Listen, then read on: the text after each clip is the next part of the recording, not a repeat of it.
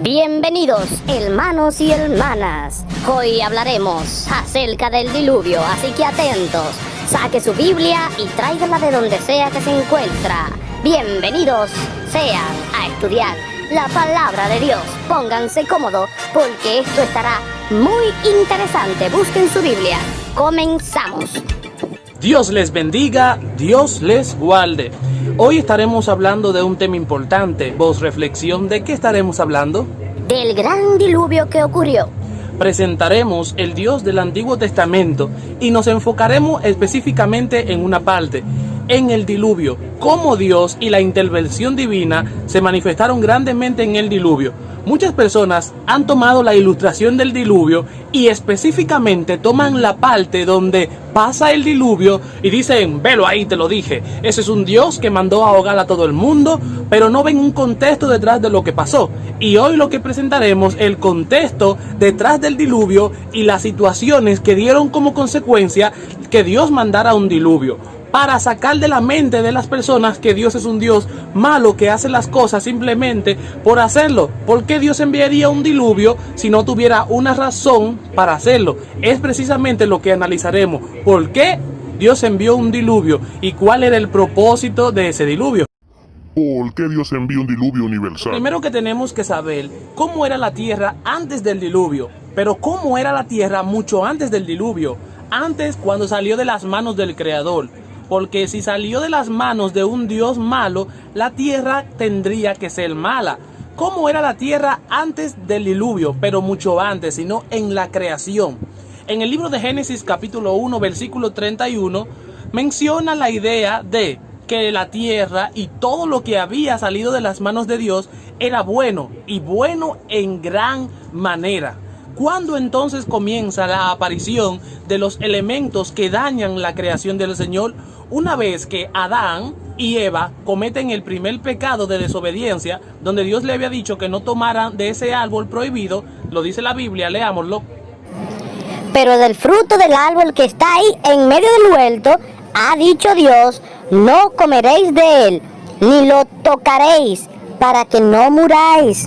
Característica del Dios del Antiguo Testamento que podemos conocer. Número 1, es un Dios bueno porque crea cosas buenas. Número 2, es un Dios detallista porque creó un hermoso paisaje para Adán y Eva. Lo preparó con maravillosos elementos que le proporcionaban un sentido de adoración. Cada vez que ellos descubrían algo en el jardín, ellos decían, wow, verdaderamente mi Dios se la ha lucido cuando creó esta fruta. Se la ha lucido cuando creó el paisaje, porque ellos encontraban a Dios en toda la naturaleza. La naturaleza no estaba enfeecida o dañada, pero Dios le había puesto una estricta condición y le dijo, ese árbol que está en el medio del huerto ustedes no van a comer, es el árbol del conocimiento del bien y el mal, y el día que ustedes coman de ese árbol ciertamente ustedes morirán. Pero ellos no se escucharon la voz del Señor, escucharon a la voz de una serpiente, que era Satanás disfrazada. La Biblia declara que Satanás se disfraza de ángel de luz. Si Satanás hubiese llegado como un ángel en ese momento al jardín del Edén, ¿qué hubiese pasado? Adán y Eva se hubiesen dado cuenta que era Satanás. Pues allá en el cielo, anteriormente, él había hecho un desorden y ya se le había advertido respecto a este ángel. Adán y Eva se encontraban ahora en el jardín del Edén y él tenía que llegar de la manera más disfrazada posible. Vino disfrazado de uno de los animales más encantadores para aquel entonces, que era la serpiente. Así que se disfrazó de ella y le dijo, ustedes no van a morir el día que coman, y desafió constantemente la autoridad del Señor. Una vez que ellos comen del árbol prohibido, del bien y del mal, entonces comienza a pasar algo. Comienza y se le manda una maldición a la mujer que ahora va a parir con dolor. Al hombre se le dice que va a trabajar con sudor y dice que la tierra iba a producir, ¿qué? Iba a producir semillas, pero aparte de la semilla iba a producir pullas, iba a producir hierbas y malezas. Todo eso vino como consecuencia de lo que ocurrió después del pecado. Vemos entonces que cuando sale la tierra de las manos del Creador era buena y buena en gran manera. Vamos entendiendo ahora. Después de esto ocurre lo siguiente: Caín y Abel eran dos hermanos y Caín mata a Abel. Una vez que Caín mata a Abel, entonces encontramos algo, lo siguiente: Caín tenía y practicó lo que era el primer homicidio de la historia. Había matado a su hermano, vamos a decir asesinato, mató a su hermano Abel. ¿Qué opinas de eso, por reflexión? Creo que Dios es maravilloso e inteligente. ¿Por qué? Porque creó todo a la perfección, característica buena, y aparte de eso había creado un paisaje hermoso. Pero después del pecado, cuando Adán y Eva cometen y comen de ese fruto prohibido, que no sé por qué tuvo que comer, entonces la tierra se trastorna y ahí vienen las consecuencias del pecado.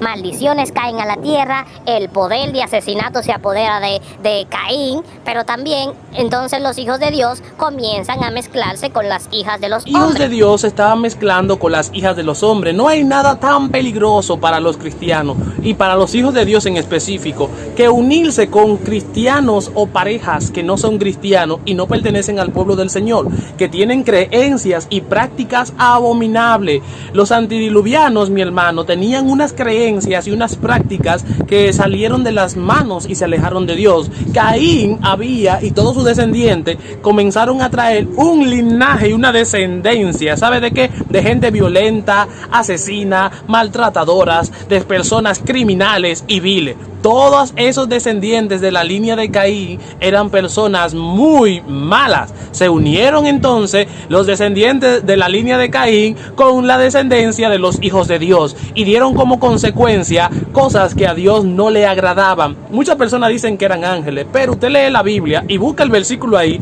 y en ningún momento menciona a ángeles. Menciona a los hijos de Dios y a las hijas de los hombres. Y en ese contexto entonces usted puede identificar de qué está hablando. En ese lado no menciona ángel en ningún momento. Y si por casualidad usted descubre que menciona ángel, usted me lo deja aquí saber. Y yo le voy entonces a aclarar por qué menciona o si no menciona ángeles. Pero yo no lo he encontrado de manera especial. Como consecuencia, los antidiluvianos tenían mucha plática, muchas prácticas malvadas. Dice la Biblia que se había corrompido gran manera la tierra y que todos los designios del corazón estaban continuamente al mal. Dios había observado esto, pero Dios le daba compasión con su criatura que él había creado, con sus hijos, y dijo: no, voy a tener misericordia. Voy a enviar a un hombre llamado Noé, que es el que veo más sano, más prudente en medio de toda generación corrompida, y voy a mandarle para que les advierta que va a venir un diluvio 120 años, así que se preparen y él va a ir predicando para que se salve la mayor cantidad de personas, para que todos entren al arca. Y resulta que durante ese tiempo nadie entró al arca. Se predicó con mucho fervor, se predicó con mucho amor. A Noé lo tildaron de loco, nunca había llovido, la tierra era regada por un vapor que subía de abajo. Entonces a Noé lo tuvieron como loco, pero Noé continuó con su mensaje de amor y de misericordia y que Dios traería un diluvio, pero quería que se salvaran. Aquí vemos la otra característica de Dios. Es un Dios de segundas oportunidades. La gente siempre ve el diluvio, pero no ve el tiempo que Noé duró predicando a esas personas para que esas personas se arrepintieran y entraran al arca con él. Fijémonos bien. Todas esas personas pudieron haberse salvado si hubiesen creído en la predicación de Noé. Asimismo, en la actualidad hay muchas personas que no escuchan a los cristianos y lo tildan como loco y tienen la posibilidad de salvarse también. La Biblia describe que en los tiempos de Noé la gente se casaba y se estaba dando en casamiento, todos sus asuntos comunes y normales, pero no supieron hasta que vino un diluvio y se llevó a todas las personas, y ahí estaba todo el mundo: Señor, ten misericordia, Señor, apiádate de mí, por favor, ábreme. Y todo el mundo estaba asustado. ¿Por qué? Porque llegó el agua. No estaban asustados, no estaban arrepentidos de verdad. Era un susto que tenían en su corazón, no era un arrepentimiento de verdad.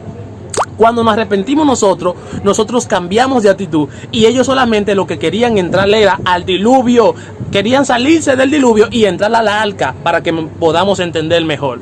Vamos viendo entonces que Dios es un Dios de segundas oportunidades, pero hay otra cosa: Dios es un Dios que no es compatible con el pecado. ¿Y por qué Dios tomó esa medida tan drástica? Aparte de eso, los antidiluvianos tenían una mente muy poderosa, por cierto, porque ellos habían salido de las manos de Dios. Bueno, eso significa que su capacidad mental era excelente, pensaban con nitidez y eran muy brillantes en lo que hacían y decían.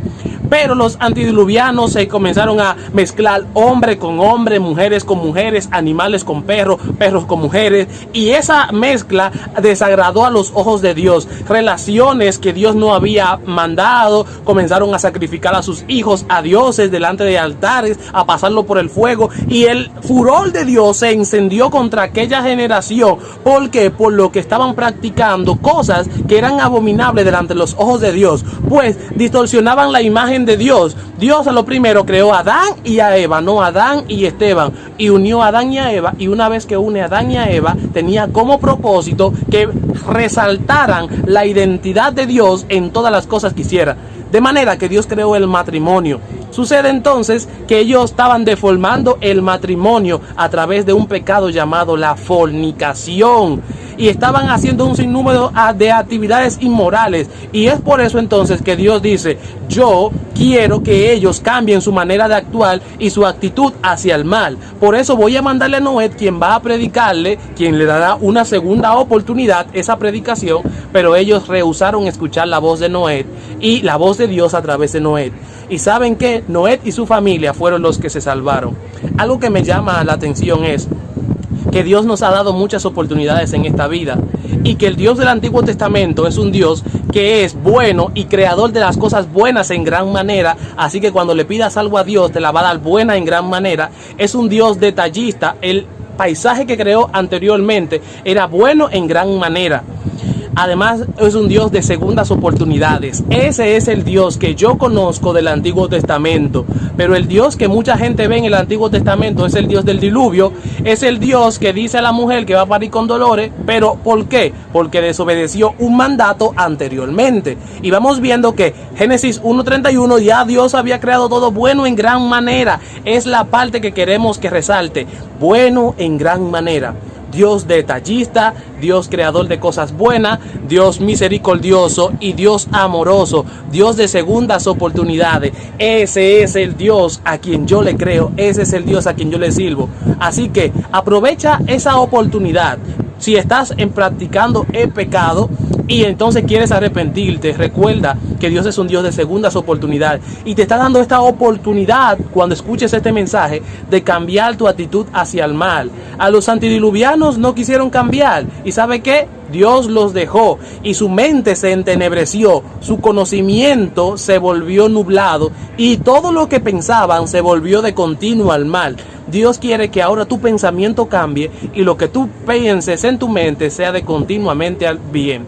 Esta es la primera sección de El Dios del Antiguo Testamento, y quiero que usted escuche con atención el segundo capítulo que viene. No se lo pierda porque estará muy interesante. Dios les bendiga. Si hay alguna pregunta que quieras hacer o algo que quieras saber del Dios del Antiguo Testamento, lo puedes dejar en los comentarios. Dios te guarde. Yo soy tu hermano y amigo Edgar John en Edgar Reflexiones.